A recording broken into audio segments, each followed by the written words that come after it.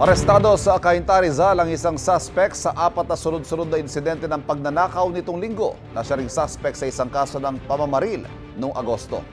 Aminado siya sa pamamaril pero no comment siya sa akusasyong pagnanakaw. Laging una ka sa balita ni EJ Gomez, exclusive. Kilala ko po siya po talaga. Ito yung magkasang turdo na kinukuha yung turdo at pinalo ko ng sa ulo. Nangyari iyan sa presinto sa Cainta, Rizal, kung saan 4 na tao ang nagturo sa lalaking suspect na nang hold up at nagtangkang magnakaw ng kanilang motor. Ayon sa pulisya, sa loob lang ng 1 oras, nakapambiktima ang suspect na si alias Angel ng 4 na beses sa Barangay San Andres at Barangay San Juan nitong linggo. Una raw na i-report sa pulis ang pang-hold up sa isang babae. Tinutukan siya ng baril at kinuha yung kanyang bag na may lamang pera at cellphone.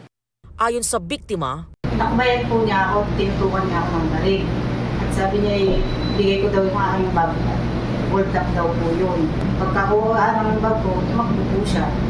Sa follow-up operation ng pulisya, naaresto ang suspect at ilang saglit lang matapos ang pag-aresto, naglutangan yung 3 lalaki na nabiktima niya na aagawan sila ng motor.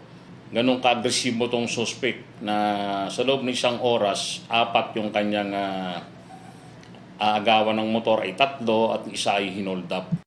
Nagtamo ng mga sugat at galos sa iba't ibang parte ng katawan ng 3 lalaking biktima matapos pumalag sa suspect sa pagnanakaw sa kanilang motor.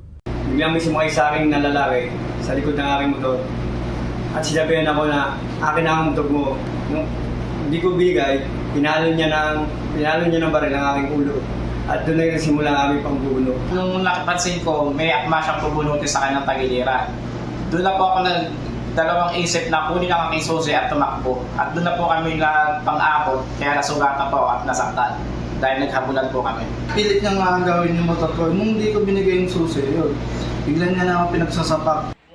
Napag-alaman din ng pulisya na ang arestadong suspect ang siya ring suspect sa pamamaril noong Agosto sa mismong lugar kung saan siya nakatira. Meron siyang binaril dyan na isang kaibigan niya na nagkaroon sila ng pagtatalo at doon na yung binaril niya ay nasugatan. So nung pagkabaril ni alias Angel dyan sa kanyang kaibigan, siya ay nagtago sa probinsya, nagpalamig.